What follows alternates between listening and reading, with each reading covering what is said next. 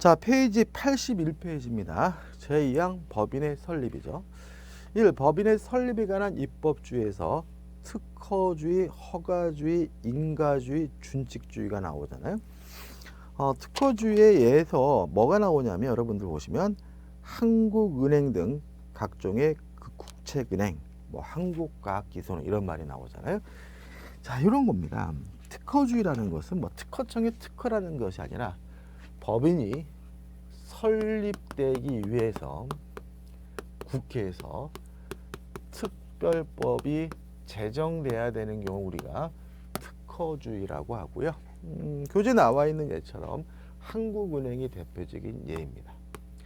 자, 한국은행이라는 법인은 한국은행법이라는 특별법이 만들어짐으로써 만들어지게 되고요. 이렇게 국회에서 특별법이 제정돼야지만 만들 수 있는 주의를 우리가 특허주의라고 해요. 그 다음에 허가주의와 뭐가 나오죠? 인가주의가 나오거든요. 자, 이런 얘기입니다. 자, 일정한 관할관청에 허가 등을 신청을 했는데 그 관할관청이 허가를 줄지 안 줄지 여부 자유 재량이 보장이 된다면 이걸 우리가 허가주의 허가라고 하고요. 그 신청에 대해서 법적 요건이 갖추어졌다면 아무리 관할관청이라 하더라도 거부할 수 없다. 자유 재량이 주어지지 않는 경우를 우리가 인가주의라고 인가라고 해요. 용어는 뭐 허가라는 말은 똑같이 쓰게 되는데 결국 그 관할관청에 자유재량이 있느냐 없느냐에 따라서 똑같은 허가라고 하더라도 그 의미를 허가로 이해하기도 하고 인가라고도 이해하기도 해요.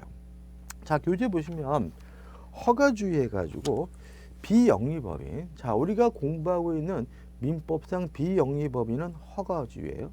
허가를 받아야 되고, 그 다음에 사료학교법인 이렇게 나오잖아요. 그럼 여기서 이제 우리가 이해할 수가 있어요. 자, 한번 쉽게 말씀드릴게요. 학교를 설립하는 건요 허가주의입니다. 학원을 만드는 거는 인가주의예요. 차이점 느끼시나요? 자, 제가 이런 거죠. 제가 학교를 만들기 위해서 모든 법적 요건을 다 갖추어 가지고 관할관청에 신청을 했어요. 그랬더니 관할관청 직원이 저를 보더니 인상이 더럽다, 뭐 전과가 있다, 뭐 사생활이 문란하다 이런 식으로 그것을 거부할 수 있다라면 자유재량이 주어진다면 그것은 뭐죠? 허가주의인 거죠. 사립학교법인은 허가주의입니다. 따라서 아무리 법적 요건을 다 구비했더라도 제가 지금 말씀드린 것처럼 뭐 사생활이 문란하거나 전과가 있거나 교육자로서 역할을 할 수 없다라고 판단된다면 그 관할관청은 뭐 할 수 있는 거죠? 거부할 수 있어요. 그러니까 뭐예요? 허가주의인 거죠. 자, 이번에서 제가 학원을 설립하려고 해요. 자, 학원을 설립해가지고 위해서 법에서 규정하고 있는 모든 요건을 다 갖추어서 신청을 했어요. 근데 교육청 직원이 보니까 제 인상 더럽고 진짜 싸가지 없어요. 그래도 뭐 할 수 없는 거예요? 거부할 수 없는 거예요. 제가 법적 요건을 갖췄다면 반드시 그 교육청에서는 저에게 해줘야 돼. 우리가 인가주의라고 하는 거죠. 따라서 비영리법인은 허가주의이기 때문에 관할관청에서 허가를 줄지 안 줄지에 대해서 뭐가 있습니까? 자유 재량이 있다라는 거 주의하시면 돼요. 그 다음에 준칙주의라는 것은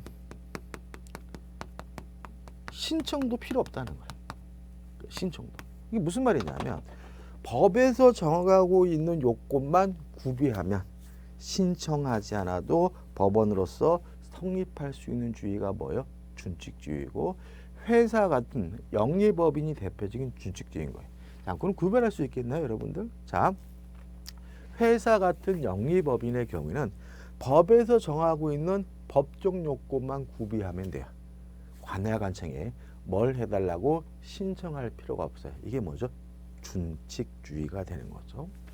이에 반해서 신청은 해야 되는데 신청을 받았을 때 그 관할관청이 해줄지 말지를 자유재량으로 결정할 수 있으면 우리가 허가주의라고 하고요. 법적 요건을 갖추어서 신청을 했었을 때 반드시 해줘야 되는 거. 관할관청에 재량이 없는 걸 우리가 인가주의라고 하는데 마지막으로 꼭 기억해야 될 것은 우리 민법에서 공부하고 있는 비영리법인은 무슨 주의죠? 허가주의라는 거 꼭 기억해 두셔야 되겠죠. 그다음에 그다음에 뭐 가끔 질문이 나오는데 교재를 잠깐 보시면 81페이지에 3번 인가주의 해가지고 지방 변호사회가 나오고요. 변호사회가 나오고 그다음에 이게 지금 허가주의 해가지고 교재는 제가 빼놨는데 변호사회는 허가주의입니다. 변호사회는 허가주의. 인가주의는 뭐죠? 지방 변호사회. 자, 이런 얘기죠. 전국 단위의 변호사회는 반드시 있어야 되는 거니까 허가주의 내지는 특허주의로 이해가 됩니다. 근데 지방 변호사회는 있을 수도 있고 없을 수도 있잖아요. 예를 들어 가지고 이런 예가 적합할지 모르겠는데 울릉도에 변호사분이 두 분이 계세요. 근데 두 분이 계시니까 뭐 변호사 같은 게 없단 말이죠. 근데 두 분이서 같이 자 우리 울릉도도 변호사회 한번 만들자. 그럼 이게 뭐죠? 지방 변호사회가 되는 거고 요거는 뭐가 되는 거죠? 인가주의이기 때문에 법정 요건을 갖춰서 신청하게 되면 자유재량권이 관할관청에 부여되지 않는다는 점에서 차이가 있음을 주의하시기 바랍니다. 그 다음에 넘겨보시면 비영리 사단법인과 비영리 재단법인의 설립 요건이 나와요. 자, 일단 우리 민법상 법인인 비영리법인의 목적은 비영리여야 합니다. 자, 여러분들, 저번 주에 이런 말씀 드렸습니다. 영리법인이냐 비영리법인이냐 구별하는 기준은 돈을 버느냐 안 버느냐 문제가 아니라 그랬죠. 그 돈을 벌었을 때 그 돈을 구성원들이 찾아갈 수 있다면 영리법인, 구성원들이 찾아갈 수 없다면 비영리법인이거든요. 따라서 비영리법인도 결국은 수익사업을 하는 것이 가능하다는 거죠. 따라서 수익사업을 하더라도 구성원들이 찾아가지 못한다는 것에 불과한 것이지 꼭 수익사업을 하지 않아야 비영리법인이라는 것은 비영리법인이 되는 것은 아님을 주의하시기 바라고요. 또 교재 보시면 32조 읽어볼게요. 자, 82페이지 상단의 32조입니다. 학술, 종교, 자선, 기예, 사교, 기타 영리 아닌 사업을 목적으로 하는 사단 또는 재단은 주무관청 허가를 얻어 이를 법인으로 할 수 있다죠. 그러면 이 비영리법인은 주무관청의 허가를 얻어야 되니까 우리 민법상 비영리법인은 뭐인 거죠? 허가주의라는 것도 이 조문에서 알 수가 있는 거죠. 자, 설립행위를 해야 됩니다. 자, 설립행위를 한다는 것은 결국은 정관이라는 걸 만드는 거예요. 그죠? 자, 저번 주에 이런 거였어요. 가불병이 모여가지고 우리 사단법인 한번 만들어 보자. 이거 우리가 발기인이라고 하고요. 발기인은 공동의 목적만 있을 뿐 아무런 조직도 체계도 없으니까 법적 성질을 뭐라 그랬죠? 조합이라고 했죠. 이 사람들이 뭐 하냐면 셋이 모였다고 고스톱 치는 것이 아니라 법인을 설립하는 설립행위를 하게 되는데 설립행위를 한다는 것은 결국은 무엇을 만드는 거냐면 정관을 작성하는 것이죠. 왜냐하면 정관이 만들어지게 되면 법인으로서 조직과 체계가 완비가 되잖아요. 그러면 정관에 어떤 내용이 기재가 되는지 보자고요. 자, 82페이지입니다. 40조예요. 1호 목적, 2호 명칭, 3호 사무소 소재지, 4 자산에 관한 규정, 6 이사의 임면에 관한 규정, 5입니다. 5. 6 사원 자격의 득실에 관한 규정, 7 존립 시기나 해산 사유를 정한 때 그 시기 또는 사유예요. 자, 보시면 아시다시피 정관이 만들어지게 되면 목적도 결정이 되고요. 명칭도 결정이 되고 사무소 소재지조 결정이 되고 또 자산, 자산이 어떻게 되는지 결정이 되죠. 그래서 정관이 만들어지게 되면 결국은 법인으로서 조직과 체계를 갖추게 되는 거거든요. 꼭 기억해야 될 것은 뭐냐면 6호와 7호는 사원 자격의 득실에 관한 규정과 존립 시기나 해산 사유를 정한 때 그 시기 또는 사유는 사단법인에만 필요한 정관 규정이다. 재단법인에는 필요가 없다. 다시 말하면 자 1호부터 5호까지는 사단법인 정관에도 재단법인 정관에도 모두 반드시 기재가 돼야 돼요. 6호와 7호는 사단법인 정관에만 기재돼야 되고 재단법인 정관에는 기재되지 않아도 돼요. 특히 6호의 경우에는 사원 자격의 득실에 관한 규정의 경우는 재단법인의 정관에 기재할 수도 없는 거죠. 왜요? 재단법인이란 재산의 집합에다가 법인격을 부여한 것이니까 그 재단법인을 구성하고 있는 그 사원은 뭐 할 수 없는 거죠? 존재할 수가 없기 때문에 그런 거죠. 자, 83페이지 오시면 비영리 사단법인 설립행에서 정관을 작성해야 된다. 2번. 자, 이 정관을 작성하는 이 비영리 사단법인의 설립행에 대해서 계약설도 있고 합동행위설도 있습니다.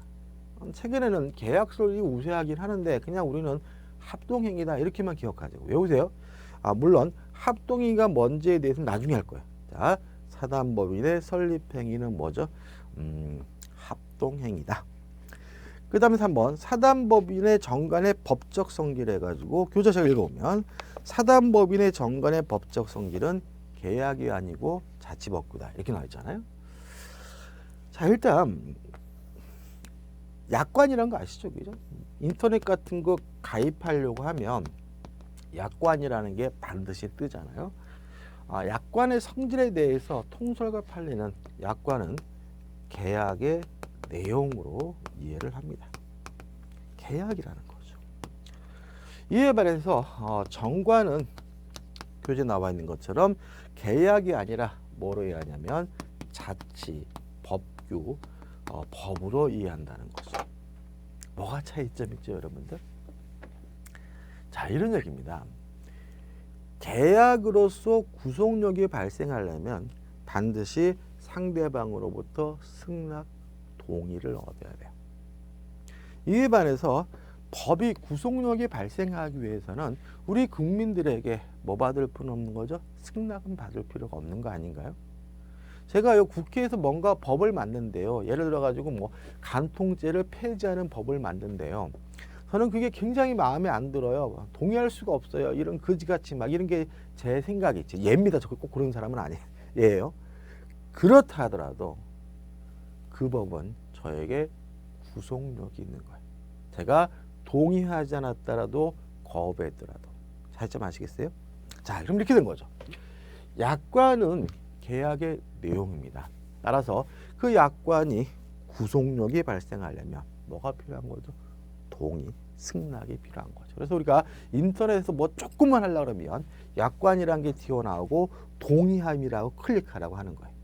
이에 반해서 정관은 계약이 아니라 자추법규이기 때문에 법이기 때문에 구성원으로서 제가 동의하지 않았더라도 저에게 뭐가 있는 거죠? 구속력이 생긴다는 점에서 차이점이 있다는 것이 우리 판례 입장임을 주의하시기 바랍니다. 그 다음에 이제 판례가 나와요. 판례. 자, 이런 거 한번 생각해 보세요, 여러분들. 정관에 뭐라고 되어 있냐면 노란색이라고 되어 있어요. 예를 들어서 노란색.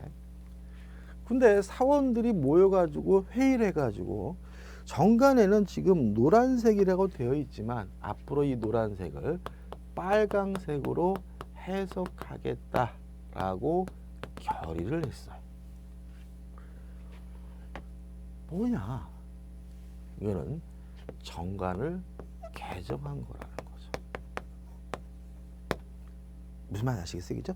지금 정관에 노란색이라고 분명히 써 있는데 이 사람들이 모여가지고 과반수 찬성으로서 이제는 앞으로 노란색에 써 있지만 우리는 앞으로 빨간색으로 해석할 겁니다라고 결의를 했다면 실질적으로 이것은 뭐 한 거냐면 그 정관의 내용을 해석한 것이 아니라 정관을 개정한 거라는 거죠.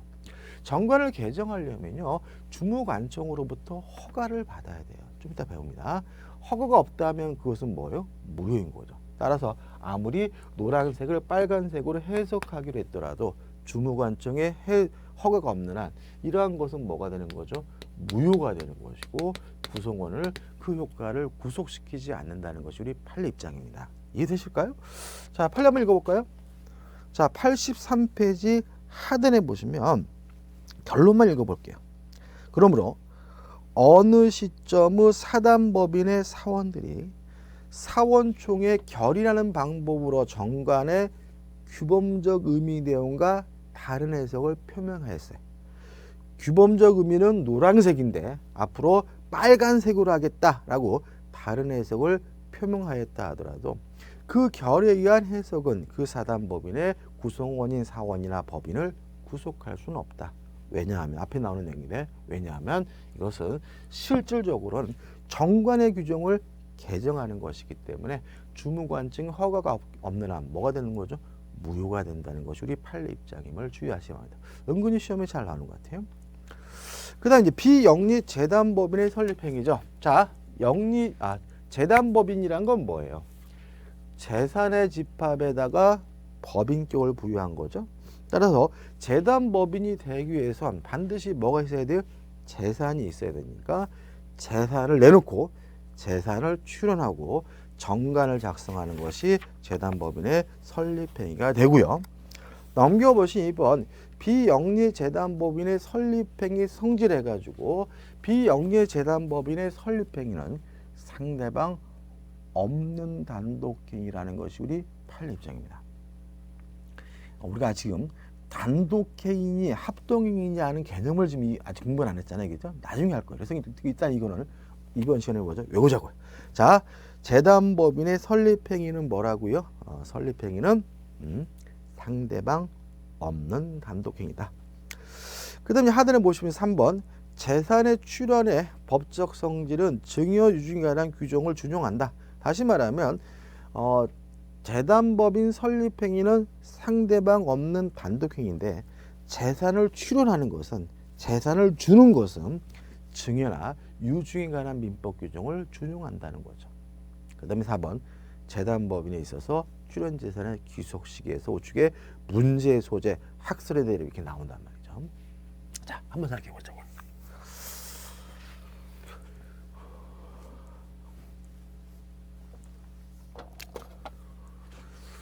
자, 우리 물권법 시간에 배울 건데 우리 민법 186조에는 뭐라고 규정하고 있냐면 계약이나 단독행위와 같은 법률행위로 물권이 변동되려면 등기를 해야 한다라고 규정을 두고 있어요. 물론 우리가 상식적으로 알다시피 아파트를 샀어요. 매매를 통해서 계약을 통해서 샀어요. 그러면 내가 그 아파트에 대해서 소유권을 취득하려면 뭘 해야 되는 거죠? 등기를 해야 되는 거죠. 다시 말하면 우리 민법 186조는 쉽게 말씀드리면 소유권을 취득하기 위해서는 그 부동산에 대한 소유권을 취득하기 위해서는 자기 앞으로 뭘 해야 된다는 거예요? 등기를 해야 된다라고 규정을 두고 있는 거예요. 자, 근데 문제는 뭐냐면 85페이지 상단에 보시면 48조입니다. 자, 보세요. 48조. 자, 읽어볼게요. 매뉴, 우측에 매뉴입니다.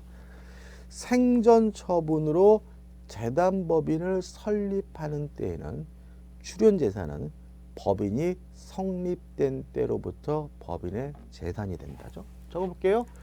자, 생전 처분, 살아서 재단법인을 만들 때에는 언제요?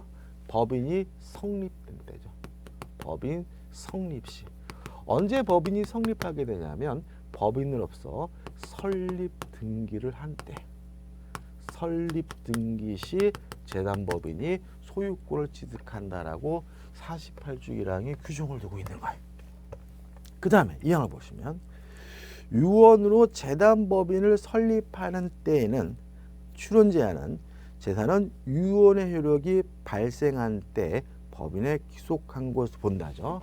다시 말하면 사후행위 유언으로 재단법인을 설립하는 경우에는 유언의 효력이 발생한 때죠. 유언의 효력은 언제 발생합니까? 사망한 때죠.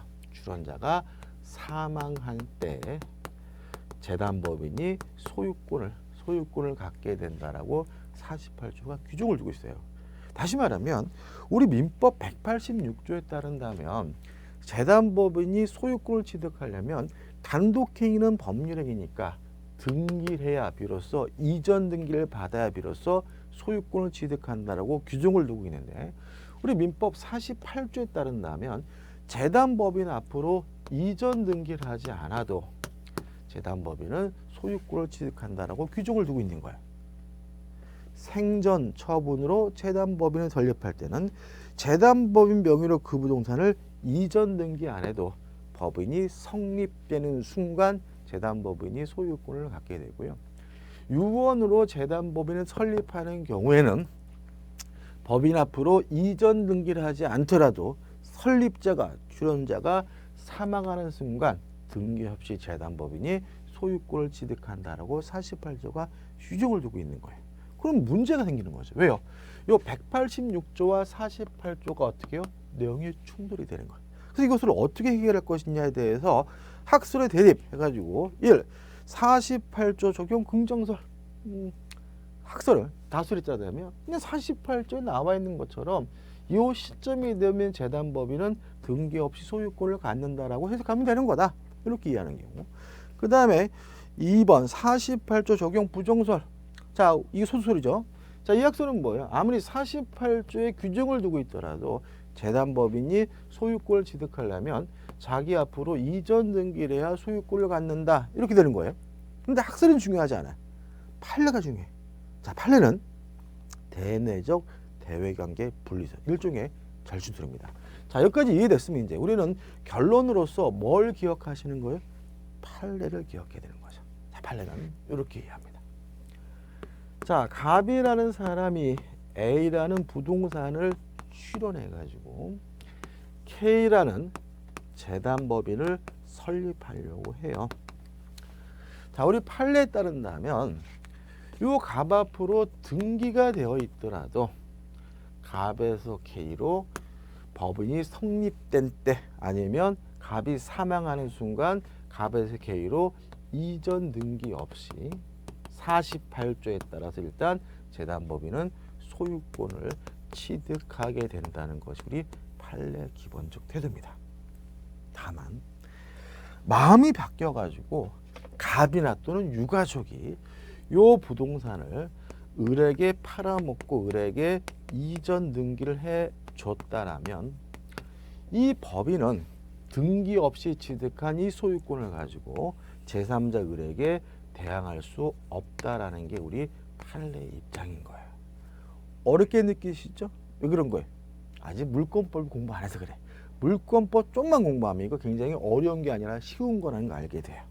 자, 그러면 우리 판례는 이런 겁니다. 우리 제목이 대내 대외관계 분리설이라는 말은 무슨 말이냐면 등기하지 않아도 내부적으로는 K 재단법인이 소유권이 있는 거다. 근데 갑이 을한테 팔아먹고 을한테 이전 등기를 해주면 요 K는 왜 자신의 소유권을 가지고 대외적으로 을에게 대항할 수 없냐면 대외적으로 을에게는 갑에게 소유권이 있는 것으로 취급된다는 거죠. 그래서 대내 대외관계 분리설인가 복잡해요? 이렇게 기억하시면 돼. 결론만 첫째, 재단법인은 자기 앞으로 이전 등기를 하지 않아도 48조에 따라서 소유권을 취득합니다. 다만 등기 없이 취득한 소유권을 가지고 을과 같은 제3자에게 대항하기 위해서는 자기 앞으로 뭘 해야 됩니까? 등기를 해야 된다. 이렇게 정리하시면 돼요. 자, 다시 한번요. 재단법인은 등기하지 않아도 일단 뭘 갖습니까? 소유권을 갖습니다. 다만 등기 없이 취득한 자신의 소유권을 가지고 제3자에게 대항하기 위해서 뭐가 필요합니까? 등기가 필요하다는 것이 우리 판례 입장이라는 거 기억하시면 돼요. 어려운 부분 아니고요. 나중에 물권법 공부하면 충분히 이해되는 부분입니다. 자, 이제 86페이지 올게요. 자, 우리는 비영리법인을 공부하고 있죠. 허가주입니다. 따라서 주무관청의 허가를 얻어야 되고요. 네 번째, 설립 등기를 해야 됩니다. 설립 등기를 해야 법인으로서 성립되고요. 설립 등기를 해야 법인으로서 권리 능력을 취득하게 된다는 거 꼭 잊지 마세요. 자, 언제 법인이 됩니까? 설립 등기를 한 때. 언제 법인으로서 권리 능력을 취득합니까? 설립 등기를 한 때. 꼭 기억해 두셔야 되겠죠. 자, 문제를 확인하기 풀어볼게요. 86편입니다. 민법상 법인에 관한 설명으로 옳지 않은 것은 1번 사단법인의 사원의 지위는 정관에 의해 양도될 수 있다. 이게 뒤에 나오는 부분입니다. 양도할 수 없어요. X예요.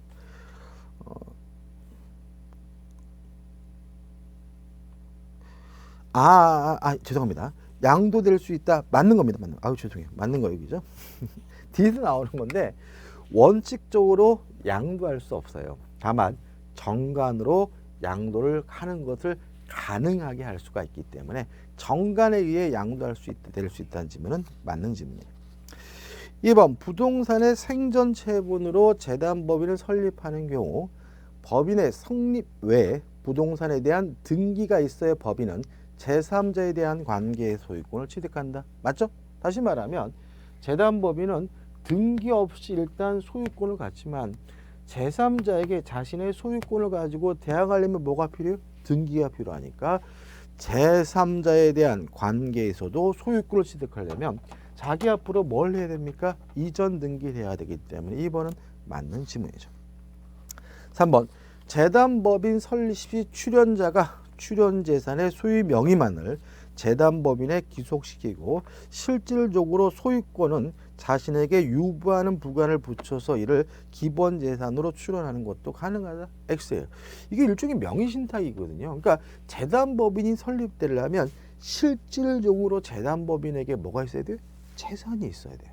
근데 보시면 실질적으로 자신이 계속해서 소유한다는 말은 실질적으로 재단법인에게 뭐가 없다는 얘기예요? 재산이 없다는 얘기니까 허용될 수가 없겠죠. 따라 답은 3번이 되는 거죠. 4번 재단법인의 목적을 달성할 수 없는 때에는 설립자나 이사는 주무관청 허가를 얻어 설립의 취지를 잠적하여 그 목적 기타 정관의 규정을 병행할 수 있다. 맞는 내용인데 뒤에서 볼 거고요.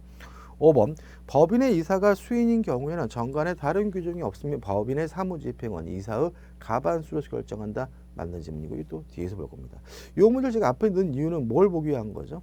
2번 지문을 보기 위한 것이니까 유의하시기 바라고요. 좀 쉬었다가 이제 87페이지 법인의 능력으로 들어가도록 하겠습니다.